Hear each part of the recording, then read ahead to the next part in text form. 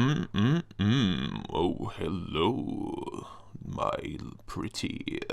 Looking fine. We are women. We are complex, complicated creatures. Oh, baby, I understand completely what you mean. I haven't got a clue what you all want, what you all need.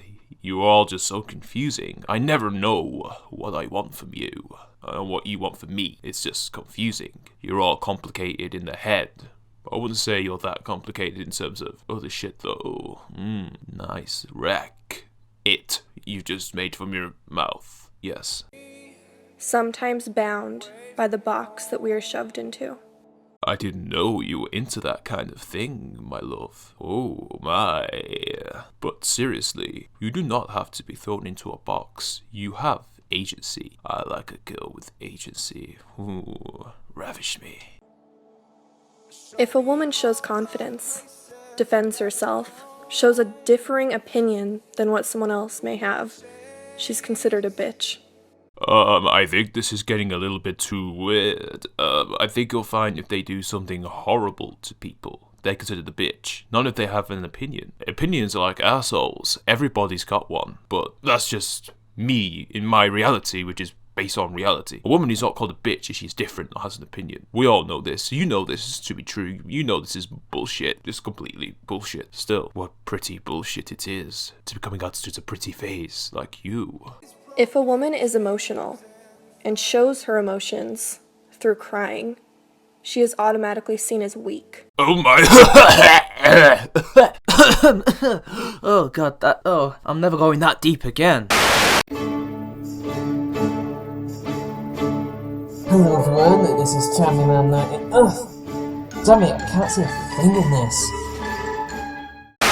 No pun intended. I'm sorry, but when a woman cries, she gets sympathy. When a woman cries, she gets attention. When we're infants, when we're practically babies, a female's cries are tended to more than the male's cries. When men cry, they are considered weak. It's considered a sign of weakness. Not women. I don't know what world you're living in, but that is not the world we live in. That is just patently untrue, and you know that. That she can't handle it. Pitiful. I don't think anybody outside of feminists and progressives would say that women can't handle it, which is why they need trigger warnings and safe spaces. Other people, like me, think women can handle their emotions and they can be adults and they don't need all this bullshit. You think that, not us.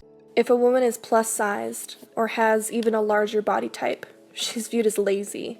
Yeah, and men are too. It's almost as if none of these things don't apply to men all of a sudden. The thing is though, the sad fact of the matter is, a lot of fat people, not people who are bigger, because they're not considered lazy as such. I've never heard anyone refer to someone who's a size 16, which isn't fat by the way, as lazy. But fat people, yes, because not all fat people are lazy, obviously. Some of them have specific conditions, which stops them from losing a lot of weight, so they struggle and they need operations and stuff. But the vast majority of them can help it, but they choose not to, and that's their prerogative. But it is lazy. That's the sad fact of the matter. They are mostly lazy, and that's why they're fat. I'm sorry. It's true. But it also applies to men. In fact, fat men get far more shit than fat women. I mean, fat women have got the body shaming whole plus size thing. That doesn't seem to apply to men. Feminists don't care about fat men. They only seem to care about the fat women. Mainly because most of them also happen to be fat women who want attention. That's what it seems to be to me.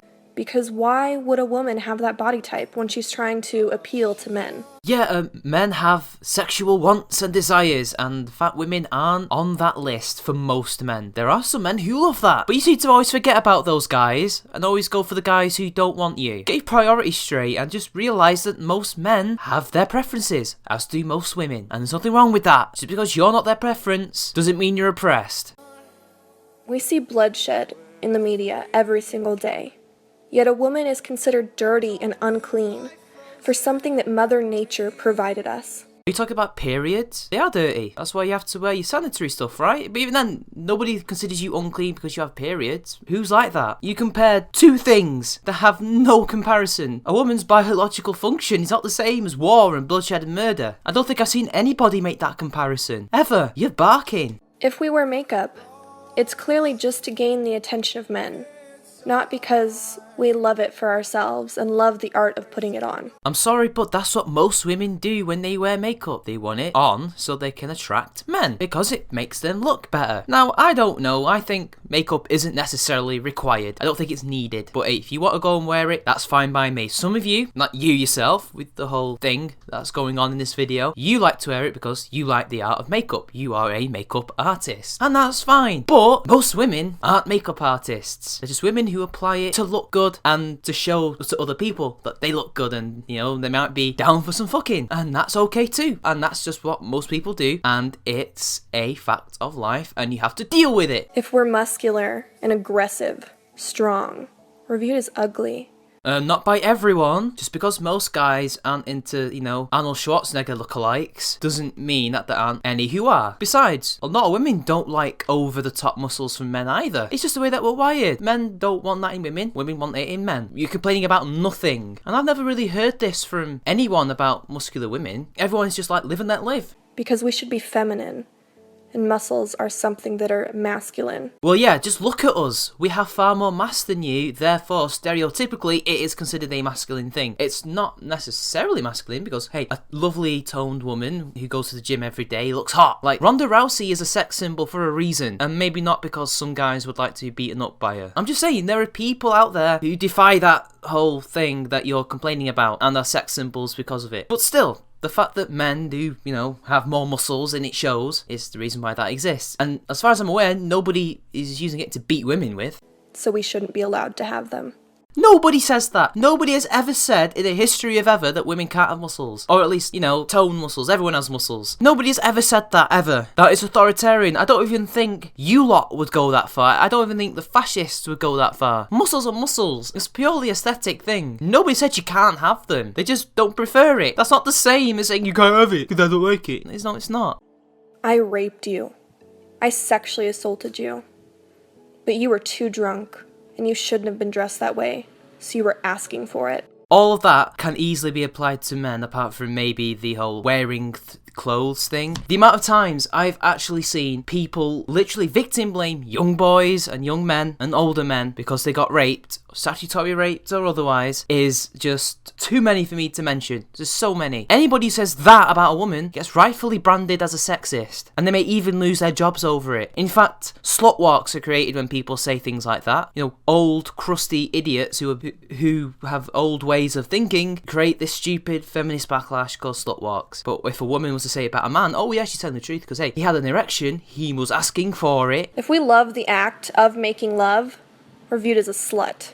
No, it's when you do it irresponsibly. Loving sex is not being a slut. Loving sex is being a normal human being. Which is funny because feminists hate everything to do with male sexuality and sex in general. You can't even show it properly on screen without them complaining. You can't show the dark side to it without them complaining. You can't show the good side without them complaining because there's always something wrong with it. And yet we're always the ones who are blamed for having some kind of horrible opinion about it. We don't. You do. But if a man does it, it's completely normal. Like I said, manslags exist. That term exists in this country. It literally means a male slut. A man can have his life ruined by having consensual sex, but then the woman can turn around and say, you know what, I no longer give you consent even though we've just had sex. And then he is now technically a rapist, even though that's not even in law. That can happen. Do you think that's fair? Because if a man did that, he'd be laughed at. It is perfectly normal to be promiscuous in this day and age. But when you do it irresponsibly, you get called bad names. You get a bad reputation. That's where those words come from. And men get it just as much. Or if you're not ready to have sex yet,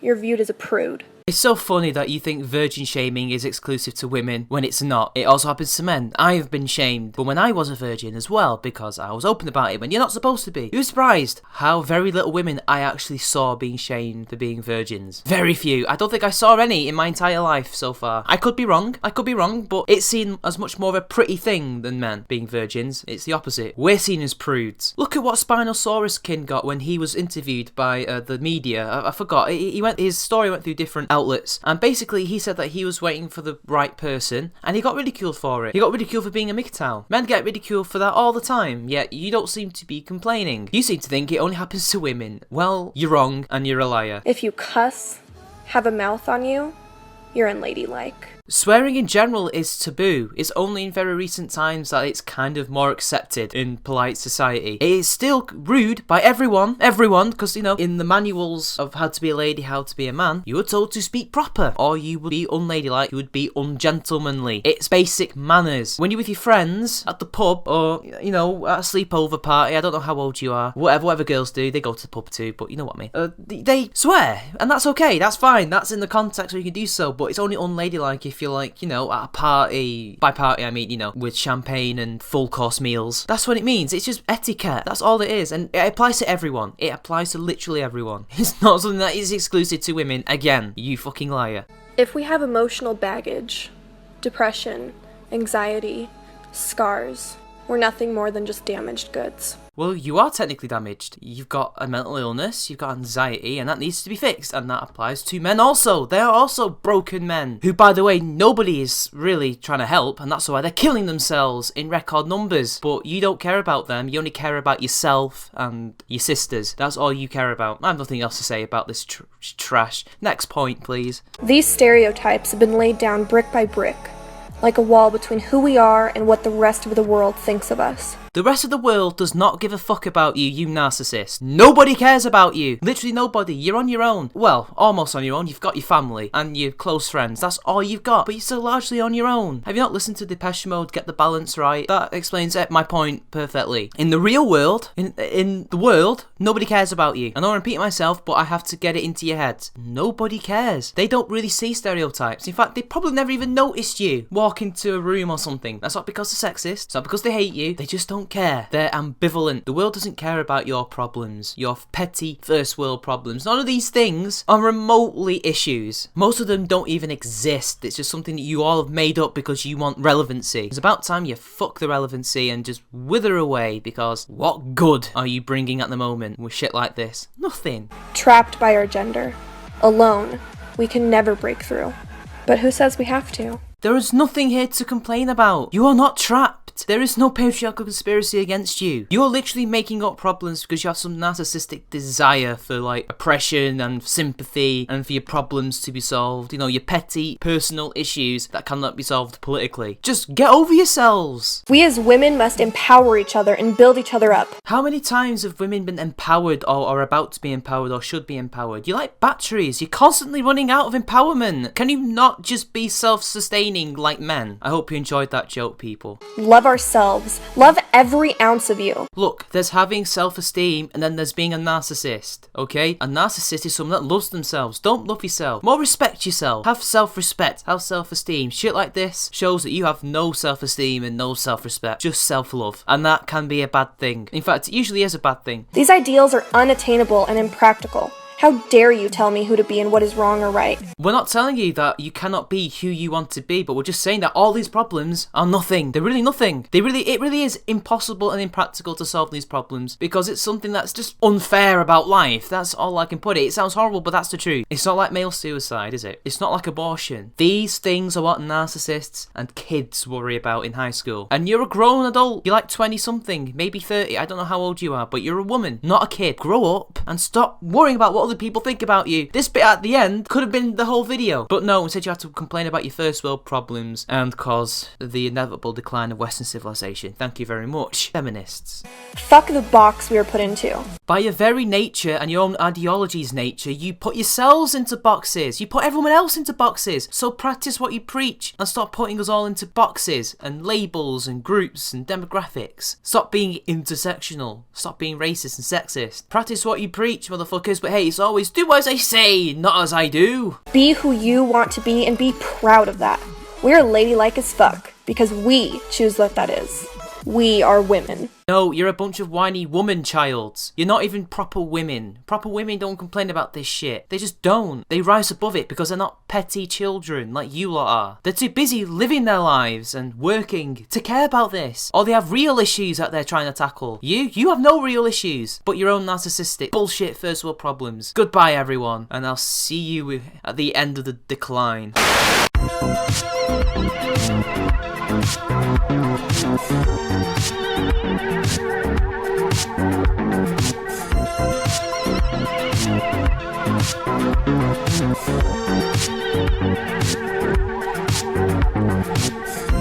United rhythm in my home.